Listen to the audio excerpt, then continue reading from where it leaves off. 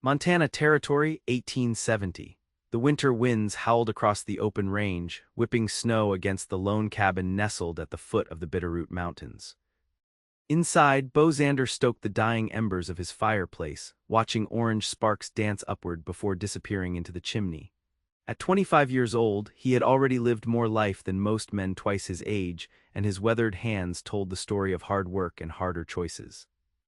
The crackling fire cast dancing shadows across the sparse furnishings of his homestead, a rough-hewn table with a single chair, a narrow bed against the far wall, and shelves holding only the barest necessities, just as he preferred it. No complications, no disappointments, no one to leave him behind. "A man needs only himself and his horse out here," Beau muttered to the empty room, words he had repeated like a prayer these past 3 years since claiming this patch of Montana wilderness as his own. He glanced at the calendar nailed beside the door. December 24th. Christmas Eve meant nothing special to a man alone. Tomorrow would be just another day of checking fence lines, tending to his small herd, and ensuring his survival through another brutal Montana winter. Standing at his single window, Beau gazed across the snow-covered valley that stretched from his doorstep to the distant mountains. The last crimson rays of sunset painted the pristine whiteness in shades of blood and fire. Beautiful and deadly, just like everything else worth having in this territory. Beau had learned young that attachment was a luxury that got men killed. His father, once the proudest rancher in Colorado Territory, had died defending what he loved, his land, his cattle, his family, from rustlers who came in the night.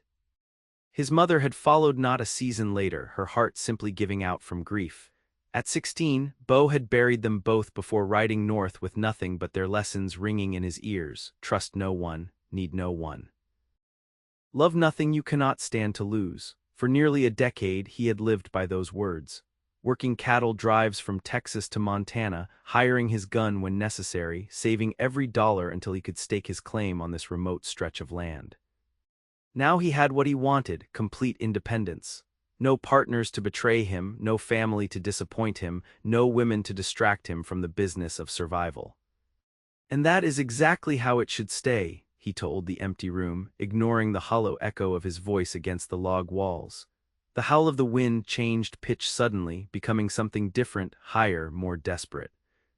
Beau frowned, moving closer to the frost-rimmed window. The sound came again, and this time there was no mistaking it for the wind. Someone was out there, reaching for the Winchester repeating rifle that hung above his door. Beau stepped onto his porch. The bitter cold hit him like a physical blow, but he narrowed his eyes against the sting of it, scanning the darkening landscape. The cry came again, feeble but distinct, from the direction of the trail that led toward town. "Who is out there?" he called, his breath forming clouds in the frigid air. No answer came, just another weak cry that could have been the wind playing tricks or a coyote calling to its pack. But something, instinct perhaps, drove Beau off his porch and into the deepening twilight. He trudged through knee-deep snow, following the sound until he crested a small rise. There, half buried in a snowdrift beside the trail, lay a wagon. One wheel had splintered, tilting the entire conveyance at a precarious angle. The horse that had pulled it was gone, run off, or stolen. And huddled against the side of the wagon, nearly invisible in the gathering darkness, was a small figure wrapped in what appeared to be several layers of threadbare blankets. "Hello," Beau called, approaching cautiously, rifle at the ready. In his experience, desperate situations often hid desperate people, and desperate people were dangerous. The bundle of blankets shifted, and a woman's face appeared, pale as the snow surrounding her. Her lips were blue with cold, her eyes wide with fear and exhaustion. "Help," she whispered, the word barely audible. "Please." As Beau drew nearer, the blankets parted further, revealing not just the young woman but also a small child clutched tightly against her chest. A little girl no more than 3 years old, her face buried in her mother's neck. "What in God's name are you doing out here?" Beau demanded, lowering his rifle but keeping his distance. "Town is 15 miles east." "Wheel broke," the woman managed through chattering teeth. "Been here since noon. No one passed by." Beau calculated quickly. 6, maybe 7 hours in this cold. It was a miracle they were still alive. "Can you stand?" he asked, torn between caution and the urgent knowledge that they would freeze to death within the hour if left exposed. The woman tried to rise but fell back against the wagon, her strength clearly spent. The child in her arms whimpered but did not wake. Beau cursed under his breath. He had avoided entanglements for years, had built his life around self-reliance and solitude. Taking in strangers was asking for trouble, the kind that got men killed in this unforgiving country. But he could not leave them to die. Not even Beau Xander was that hardened by life. "I live just over that rise," he said gruffly, slinging his rifle over his shoulder. "I will carry the child. Can you walk if I help you?" The woman nodded weakly. As Beau bent to take the child, the woman's grip tightened instinctively. "I am not going to hurt her," Beau said, surprised by the protective ferocity in those exhausted eyes. "But we need to get you both warm and quickly." After a moment's hesitation, she released her hold. The little girl was light, too light in Beau's arms, her small body cold even through the blanket. He tucked her securely against his chest before helping the woman to her feet. "What is your name?" he asked as they began the laborious trek back to his cabin. "Beatrice," she said through chattering teeth. "Beatrice Lawson, and that is my daughter Elizabeth." "I am Beau Xander," he replied, supporting her with one arm while cradling the child with the other. "This is my land you collapsed on." She stumbled and he tightened his grip. Up close, he could see she was younger than he had first thought, perhaps 20, with dark brown hair escaping from beneath a woolen bonnet. Her dress, visible where her coat gaped open, might once have been blue but was now faded to the color of a winter sky. "I apologize for trespassing," she managed, her words slurring slightly, a dangerous sign of advancing cold. "Save your strength," Beau ordered. "We are almost there." The walk back to his cabin seemed to take hours, though it could not have been more than 15 minutes. By the time they reached his door, Beatrice was barely conscious, leaning heavily against him. Inside, Beau deposited the sleeping child on his bed before helping Beatrice to the chair by the fire. He stoked the flames until they roared up the chimney, then turned back to find Beatrice struggling to remove her snow-crusted outer garments with numb fingers. "Let me help," he said, kneeling before her. He removed her sodden boots and stockings, then her frozen coat and bonnet. Her feet were alarmingly white, her hands nearly the same. "Your daughter," she whispered urgently. "Please check Elizabeth." Beau moved to the bed where the child still slept. He unwrapped the layers of blankets to find a small girl with the same dark hair as her mother, her face flushed with returning warmth, a good sign. Her clothes were damp but not soaked through. The mother had clearly used her own body to shield the child from the worst of the cold. "She seems better off than you," Beau reported, covering the child with his own blanket. "Now we need to get you warm before frostbite sets in." He retrieved his spare shirt and trousers from a trunk at the foot of his bed. "These will be too large, but they are dry. You need to change out of those wet clothes." He turned his back to give her privacy, busying himself with preparing coffee over the fire. Behind him, he heard the rustle of fabric as Beatrice struggled out of her damp dress. When she spoke again, her voice was steadier. "You can turn around now." Beau did so, finding her swimming in his clothing, the sleeves rolled up several times to free her hands. With her face cleaned of snow and her dark brown hair falling in waves to her shoulders, he could see that Beatrice Lawson was not merely young but beautiful, with large eyes the color of cinnamon and a determined set to her jaw that spoke of strength beyond her delicate appearance. He handed her a steaming cup of coffee. "Drink this, it will help warm you from the inside." As she sipped carefully, Beau pulled his single chair closer to the fire for her, then perched on the edge of his table. "What were you doing out there?" he asked. "No one travels these roads in winter without good reason." Beatrice looked down into her cup. "We were heading to Helena. I have a cousin there who promised work in her dress shop." "From where?" "Billings originally. Then Fort Benton after," she trailed off, glancing at her sleeping daughter. "After my husband died." Beau nodded, understanding all too well how death could set a person adrift. "What happened to your horse?" "I do not know. When the wheel broke, he spooked, broke free of his traces and ran." She looked up at him, her eyes suddenly fierce despite her exhaustion. "We had everything in that wagon, everything." "We can check in the morning," Beau said, though he held little hope. A loose horse in these parts would either find its way to the nearest stable or fall prey to wolves. Either way, it would not be waiting patiently by the broken wagon. "For now you both need rest." He moved to a chest in the corner and withdrew extra blankets. You and your daughter take the bed, I will sleep by the fire. We have imposed enough, Beatrice protested weakly. We cannot take your bed as well. You can and you will, Beau said firmly. Come spring, I plan on being able to say I have never had a woman and child freeze to death on my property. That would make for poor conversation in town. The ghost of a smile touched her lips. Is that your only concern, your reputation? In these parts, a man's reputation is often all that stands between him and a bullet, Beau replied, only half joking. Now rest, we will figure out the rest tomorrow. As Beatrice settled into his bed beside her daughter, Beau spread his blankets on the floor before the fireplace, as far from his unexpected guests as the small cabin allowed. He had just begun to drift off when Beatrice's voice came softly through the darkness. Thank you, Mr. Xander, for saving us. Beau grunted noncommittally, unwilling to acknowledge the unfamiliar warmth that spread through his chest at her simple gratitude. It is Christmas Eve, he said finally. Consider it your gift. He fell asleep to the strange, forgotten sound of another person's breathing filling his cabin, a sound that should have put him on edge but instead lulled him into the deepest sleep he had known in years. When Beau awoke the next morning, it was to the equally unfamiliar sound of a child's laughter. He opened his eyes to find little Elizabeth sitting cross-legged beside him, examining his face with undisguised curiosity. Your eyes are blue, she announced solemnly, like the sky. Beau sat up quickly, disoriented by the child's proximity. Where is your mother? Making breakfast, Elizabeth replied, pointing toward the stove where Beatrice stood with her back to them, her hair now neatly braided down her back.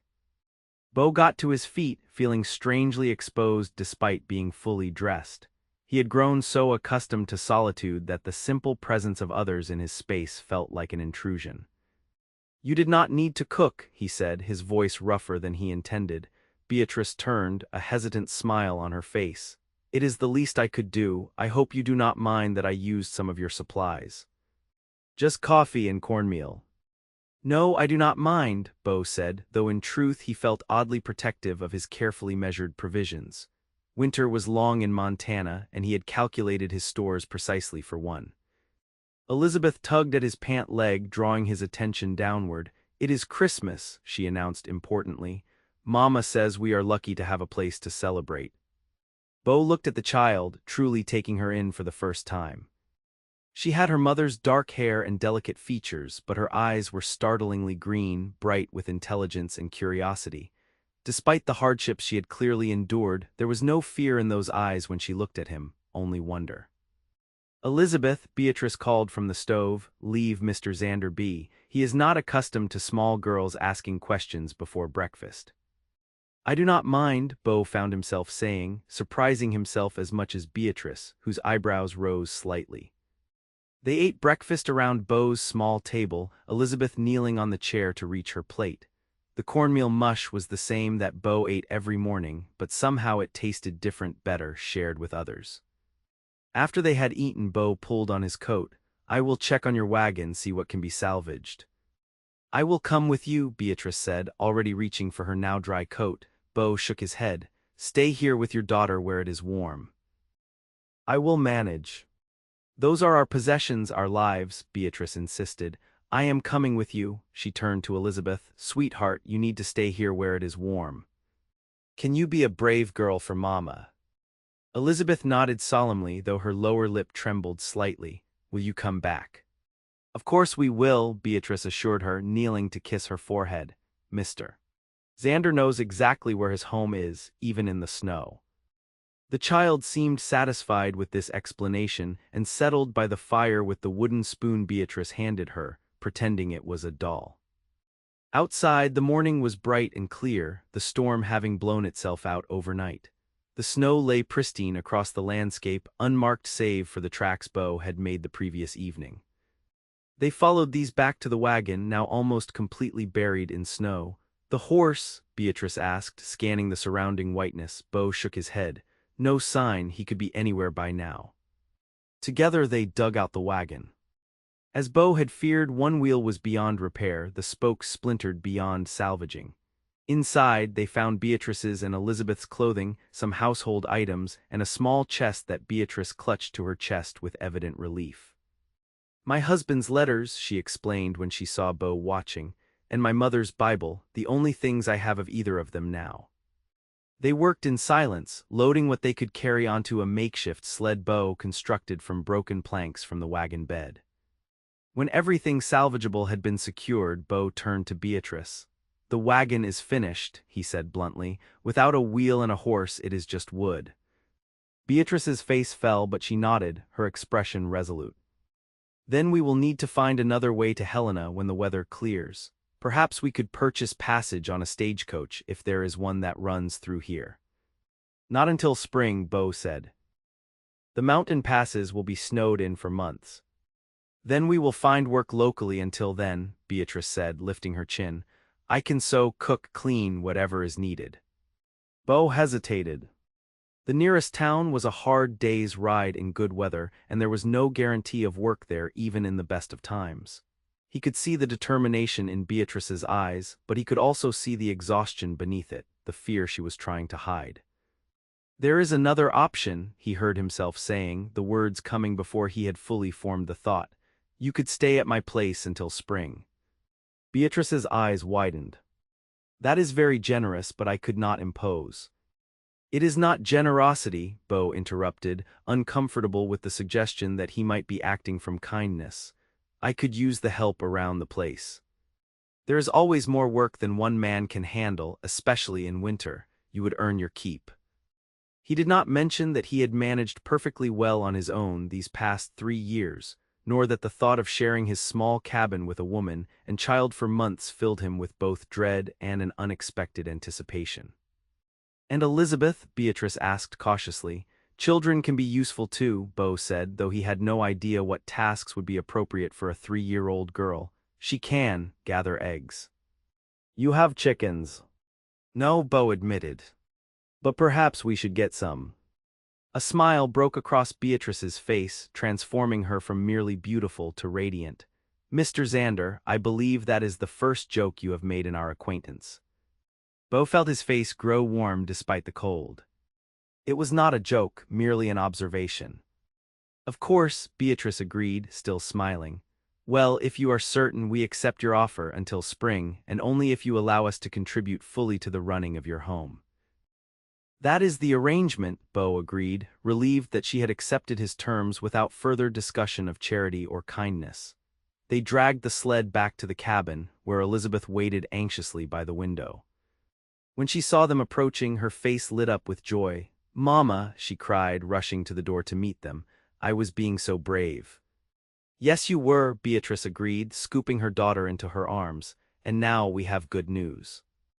Mr. Xander has invited us to stay with him for a while, until we can continue our journey." Elizabeth turned her bright green gaze to Beau. "Will you be my friend?" she asked directly. Beau, unused to the forthright nature of children, found himself at a loss. "I suppose I could be." "Good," Elizabeth declared, apparently satisfied, "because I like your house and your blue eyes." Beau cleared his throat uncomfortably. "Yes, well, let us get your things inside." Over the next few days, Beau's carefully ordered life transformed in ways he could never have anticipated. Beatrice and Elizabeth took up residence in his bed, while he continued to sleep on a pallet by the fire. His sparse cabin gradually acquired touches he had never considered necessary: a rag doll fashioned from scraps for Elizabeth, curtains made from an old sheet for the window, his mismatched dishes arranged neatly on a shelf rather than stacked haphazardly as he had always left them. Beatrice proved as good as her word, working from dawn until dusk. She took over the cooking and cleaning, mended his clothes without being asked, and even assisted with outdoor chores when Elizabeth was napping. For her part, Elizabeth followed Beau like a shadow whenever he was in the cabin, peppering him with questions about everything from his horse to the stars visible through the window at night.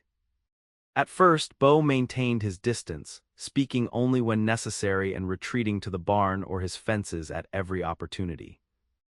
But as January stretched into February, he found himself increasingly drawn to the warmth that now filled his home. He began lingering over meals, listening to Beatrice's stories of her childhood in Ohio before her family had moved west.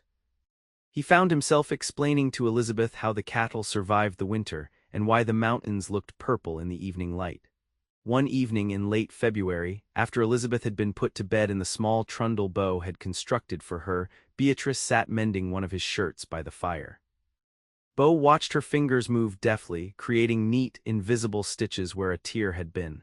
"How did your husband die?" he asked suddenly, breaking the companionable silence that had fallen between them. Beatrice's hands stilled momentarily before resuming their work. "Fever," she said quietly. "Last spring, it took half the men in Fort Benton before it burned itself out." "I am sorry," Beau said and meant it. "As am I." Beatrice tied off her thread and cut it with small scissors. "He was a good man, not perfect. He had a fondness for gambling that caused us some difficult times, but he loved Elizabeth fiercely." She folded the mended shirt carefully. "When he died, his debts left us with nothing but the wagon and what we could carry. That is why we were heading to Helena." "And before that, you said you came from Ohio originally." Beatrice nodded. "My father was a schoolteacher. He brought us west when I was 16, filled with dreams of open spaces and opportunity. He and my mother both died of cholera the first year." Her eyes grew distant with memory. "I married Benjamin within months, partly for love, partly because a woman alone in the territories might as well paint a target on her back." Beau nodded, understanding all too well the dangers that faced unprotected women in the West. "And now you are alone again." "Not alone," Beatrice corrected gently. "I have Elizabeth. And for now, at least, I have a roof over my head and honest work to do." She looked at him directly. "What about you, Mr. Xander? How did you come to be living alone in the wilderness?" Beau shifted uncomfortably. He rarely spoke of his past, seeing little point in revisiting what could not be changed. But something about Beatrice's quiet strength, her resilience in the face of losses that mirrored his own, loosened his tongue. "My parents had a ranch in Colorado," he said finally. "Rustlers came one night when I was 16. My father tried to defend what was his. They shot him, burned our barn with our horses inside." He stared into the fire. "My mother never recovered. Her heart just gave out a few months later." "And you?" "I worked cattle drives, ranch hand jobs, anything to keep moving, saved every penny until I could buy this place." He gestured to the cabin around them. "Not much, but it is mine. No one can take it from me." "You have been alone all this time." Beau shrugged. "Safer that way." Beatrice was quiet for a moment, her eyes thoughtful. "Safer, perhaps," she said finally. "But a hard way to live." "I manage," Beau said stiffly. "Yes," Beatrice agreed softly, "you do." She rose then, placing his mended shirt on the table beside him. "Thank you for sharing your story with me," she said. "And for everything else, good night, Mr. Xander." "Beau," he said impulsively, "my name is Beau." A smile curved her lips. "Good night, Beau." As February gave way to March, the first hints of spring began to emerge. The snowdrifts shrank, revealing patches of muddy ground beneath. The days lengthened, and the bitter cold gave way to merely chilly mornings and almost pleasant afternoons. One such afternoon, Beau returned from checking on his cattle to find Elizabeth waiting for him on the porch, bundled in a coat Beatrice had fashioned from one of his old blankets. "Beau," she called, having dropped the formal Mr. Xander weeks ago despite her mother's gentle corrections. "I found something, come see." She led him around to the side of the cabin, where a small patch of earth had been cleared of snow. There, pushing up through the mud, were the first green shoots of early spring flowers. "Mama says they are crocuses," Elizabeth announced proudly. "They are the bravest flowers because they come first." Beau knelt beside her, examining the delicate green spears. "Your mother is right, they are brave little things." Elizabeth looked at him solemnly. "Mama says I am brave too." "Yes," Beau agreed, finding it surprisingly easy to smile at this small, serious person who had somehow become important to him. "You are very brave." "Like you," Elizabeth decided. "Mama says you are the bravest man she knows." Beau felt an unexpected warmth spread through his chest. "Your mother said that." Elizabeth nodded vigorously. "She tells me stories about you when I go to sleep." about how you saved us in the snow, and how you work so hard even when it is cold, and how you are teaching her to shoot your rifle even though ladies are not supposed to know such things." Beau stood oddly flustered by this revelation. He had begun teaching Beatrice to handle his rifle out of practical necessity. A woman alone in the West needed to be able to defend herself, but he had not realized she spoke of their lessons to Elizabeth, much less that she considered his ordinary actions worthy of bedtime stories. "Well," he said awkwardly, "your mother is learning very quickly. She will be a fine shot by summer." "Will we still be here in summer?" Elizabeth asked innocently. The question caught Beau off guard. The arrangement had always been clear. Beatrice and Elizabeth would stay until spring made travel possible again, then continue to Helena. With the snow melting and the roads soon to be passable, that time was rapidly approaching. "That is for your mother to decide," he said carefully. "You have family waiting in Helena, remember." Elizabeth's face fell. "But I like it here, I like you." Before Beau could formulate a response, Beatrice appeared in the doorway of the cabin. "Elizabeth, are you bothering Beau when he has just returned from his work?" "She is no bother," Beau said quickly. "She was showing me the crocuses." "Ah yes," Beatrice smiled. "The first sign that winter is truly ending." The words hung between them, laden with unspoken meaning. Winter ending meant their arrangement would soon end as well. "Come inside, both of you," Beatrice said after a moment. "I have stew ready and cornbread baking." As they ate, Beau found himself watching Beatrice and Elizabeth with a strange ache in his chest. He had grown accustomed to their presence in his home, to Elizabeth's chatter and Beatrice's quiet competence. The thought of returning to his solitary existence left him feeling hollow in a way he had not anticipated. Later that evening, after Elizabeth had been put to bed, Beau joined Beatrice on the porch. The night was clear, stars scattered across the velvet blackness like diamonds on cloth. "The passes should be clear within a few weeks," Beau said, breaking the comfortable silence between them. "Yes," Beatrice agreed, her voice neutral. "I have been thinking about that." Beau waited, his heart beating strangely fast. "My cousin's offer of work was not a certainty," Beatrice continued carefully, "just a possibility, and Helena is a large city, expensive. I am not sure it is the best place for Elizabeth." "You have options," Beau said, equally careful. "The valley here is growing. The town might have work for a woman with your skills." Beatrice turned to look at him, her expression unreadable in the starlight. "That is true, but I would still need a place to live." "There is Mrs. Wilson at the general store," Beau suggested, even as something inside him rebelled at the thought. "She sometimes takes in boarders, I have heard." "That is one possibility," Beatrice agreed. They fell silent again, the unspoken hanging between them as tangible as the night air. "You could stay here," Beau finally said, the words emerging in a rush, "not as a temporary arrangement, as something more permanent." Beatrice's breath caught audibly. "What exactly are you suggesting, Beau?" Beau ran a hand through his hair, frustrated by his inability to express what he wanted, what he felt. "I am not good with words. But these months with you and Elizabeth, my house feels like a home for the first time. The thought of you leaving," he shook his head. "I do not want to return to what was before." "Are you offering me employment?" Beatrice asked, her voice carefully neutral. "As a housekeeper, perhaps." "No," Beau said firmly, "that is not what I mean." He turned to face her fully, gathering his courage. "I am asking if you would consider becoming my wife, if you would consider making this your home permanently. You and Elizabeth."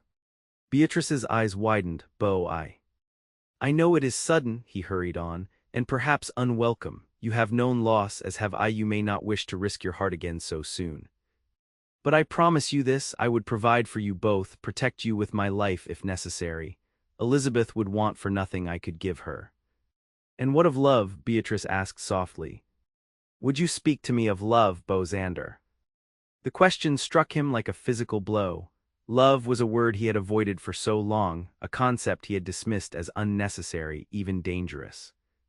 But looking at Beatrice now, her face turned up to his in the starlight, he recognized that what he felt for her could be called nothing else. "Yes," he said, his voice rough with emotion, "I would speak to you of love if I knew how." I only know that the thought of you leaving tears something open inside me. I know that when you smile, the world seems brighter than it has any right to be. I know that Elizabeth's laughter has become as necessary to me as air. He took her hand, half expecting her to pull away. She did not. I love you, Beatrice Lawson, he said simply. I love your daughter as if she were my own. And if you will have me, I will spend the rest of my life trying to deserve you both. Tears shimmered in Beatrice's eyes, catching the starlight. Oh, Beau, she whispered, I have been so afraid to hope. So afraid to trust in happiness again. As have I, Beau admitted, but perhaps that is what makes this real. We both know the cost of love, the risk of it, and yet here we stand. Yes, Beatrice said, squeezing his hand. Here we stand. She stepped closer, lifting her free hand to his face, her touch featherlight against his cheek. I love you too, she said. I think I have since that first night when you carried Elizabeth through the snow and gave us your bed without hesitation. Not because it was grand or heroic, but because it revealed the man you truly are beneath all your careful walls. Beau turned his face into her palm, pressing a kiss to it. Is that a yes, then? It is a yes, Beatrice confirmed, her smile radiant even in the darkness. But you should know that when you marry me, you get a very talkative daughter who already adores you and will have 1,000 questions about everything you do. I look forward to every one of them, Beau said, and found that he meant it completely. He bent his head then, claiming Beatrice's lips with his own in a kiss that sealed their promise. Her mouth was soft beneath his, yielding yet somehow meeting him as an equal. When they parted, both slightly breathless, Beau rested his forehead against hers. Thank you, he whispered. For what? For breaking your wheel on my property, he said, drawing a laugh from her. For bringing light back into my life when I had forgotten I was living in darkness. They married 2 weeks later in the small church in town, Elizabeth serving as their only attendant, proudly carrying a bouquet of wildflowers that matched the ones in her mother's hair. The settlement turned out in force for the occasion, curious to meet the woman who had somehow captured the heart of the valley's most confirmed bachelor. Never thought I would see the day, old Jim Leary told Beau at the small reception afterward. You always seemed determined to live and die alone out there. Plans change, Beau said simply, his eyes finding Beatrice across the room where she was accepting congratulations from the minister's wife. Well, you got yourself a fine woman there, Jim continued, following Beau's gaze. And that little girl is sharp as a tack, heard her naming all your cattle to Mrs. Wilson earlier, said you had told her every one of their stories. Beau smiled, she remembers everything, never have to tell her anything twice. Jim clapped him on the shoulder, fatherhood suits you, son. Who would have thought? The word struck Beau with unexpected force. Father, he had become a father to Elizabeth without fully realizing it, had taken on the role naturally as his love for her and Beatrice grew. The responsibility of it should have terrified him, yet he felt only a fierce protectiveness and pride. That night, after they had returned to the cabin, their home now, truly, and Elizabeth had been tucked into bed with a special story to commemorate the occasion, Beau and Beatrice stood together on the porch, his arm around her waist. Happy, he asked, still somewhat amazed that this woman had chosen him, had agreed to build a life with him in this remote corner of the territory. Very, Beatrice confirmed, leaning her head against his shoulder. Though I was thinking about the cabin, she said carefully. It is perfect for the three of us now, but... She turned in his arms to face him, a smile playing at the corners of her mouth. But if our family were to grow, as I hope it might, we would need more space. Beau's heart seemed to skip a beat. Are you saying? Not yet, Beatrice laughed softly, but someday, yes, I would like more children, Beau. Brothers or sisters for Elizabeth, children with your eyes, perhaps. The image her words conjured, a family, his family, gathered around a larger table in a larger home built by his own hands, filled Beau with a joy he had never imagined possible. Then we will build, he promised, this summer, a proper house with rooms for everyone and space to grow. I would like that, Beatrice said, rising on tiptoe to kiss him. Very much. As spring blossomed into summer, Beau's homestead transformed. With the help of neighbors who turned out for a traditional barn raising, he built a proper four-room house adjacent to the original cabin, which became a workshop and storage space. Beatrice planted a vegetable garden that flourished under her care, and Elizabeth acquired a puppy, a gift from Mr. Wilson at the general store, whom she named Star for the white mark on his forehead. By autumn, the new house was complete, furnished with a mixture of Beau's original sparse pieces and new items they purchased or crafted together. Elizabeth started lessons with the minister's wife, who taught the settlement's children 3 days a week in the church. And Beatrice began to show the first signs of the child they had created together on their wedding night, a slight roundness to her normally slender figure, a new fullness to her breasts. One evening in late October, as the first snow of the season dusted the distant mountains, Beau sat on the porch of their new home, Elizabeth on his lap as he pointed out constellations in the darkening sky. "And that one is Orion," he explained, guiding her small finger to trace the pattern of stars. "The hunter." "Like you hunt deer for our dinner?" Elizabeth asked. "Something like that," Beau agreed. "Tell me again how you found Mama and me in the snow," Elizabeth requested, snuggling closer against the chill. It was her favorite story, one she never tired of hearing. "Well," Beau began, wrapping his coat more securely around her, "it was Christmas Eve, the coldest night of the year. I was alone in my cabin when I heard a strange sound on the wind." He told the familiar tale, embellishing slightly for Elizabeth's benefit, making the snow deeper, the night darker, the rescue more dramatic. Elizabeth sighed contentedly when he reached the part where he carried her through the snowdrifts. "And then we became a family," she concluded for him, as she always did. "Yes," Beau agreed, kissing the top of her head. "Then we became a family." The door opened behind them and Beatrice appeared, a woolen shawl wrapped around her shoulders, her hands cradling the slight swell of her stomach. "There are my 2 favorite people," she said, smiling. "Stargazing again." "Beau was telling me about how he rescued us," Elizabeth informed her mother. "It is the best story." "Yes, it is," Beatrice agreed, her eyes meeting Beau's over their daughter's head. "The very best story." She joined them on the porch swing, fitting perfectly against Beau's side, her warmth a contrast to the cool October air.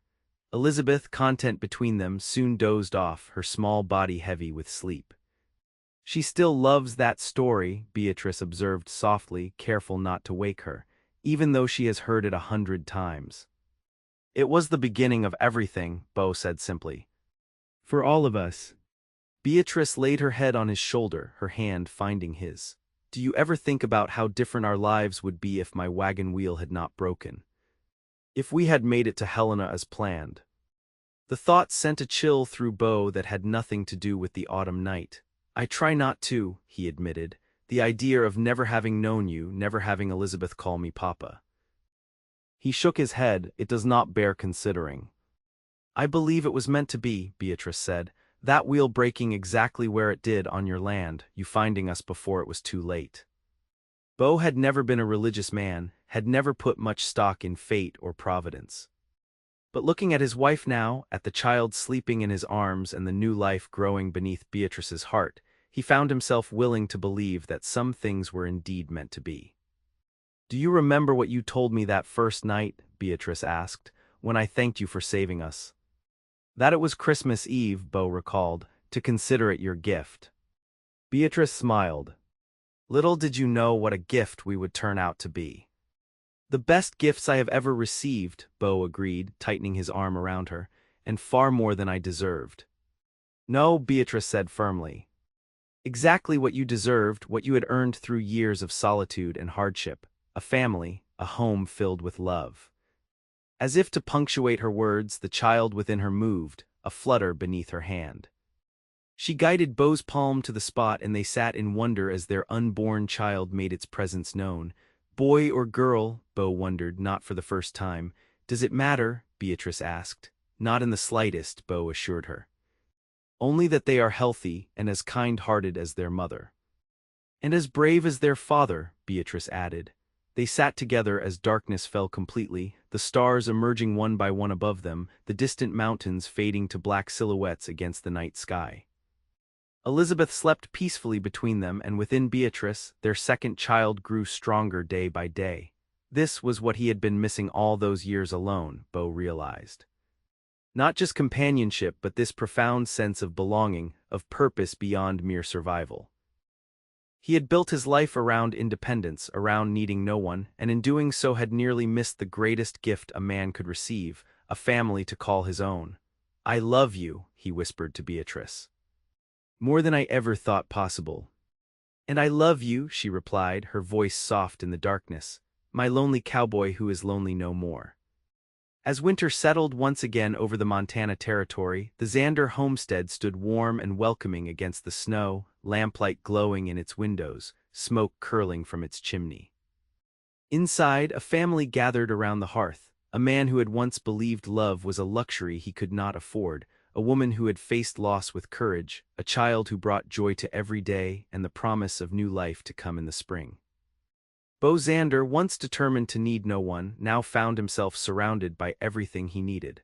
The family he never knew he wanted, the love he never dared to seek, and the home he had built not just with his hands but with his heart. And as the snow fell silently outside, he thanked whatever fate or providence had brought a broken wagon wheel to his land on that Christmas Eve, changing the course of his life forever. When Bradford Jonathan Xander was born in early April, with his father's blue eyes and his mother's determined spirit, the family circle widened to include him, Elizabeth appointing herself his special protector and teacher. And on the ridge above their home, where once a solitary cabin had stood as testament to one man's isolation, a thriving homestead now proclaimed the truth that Beau Xander had finally learned.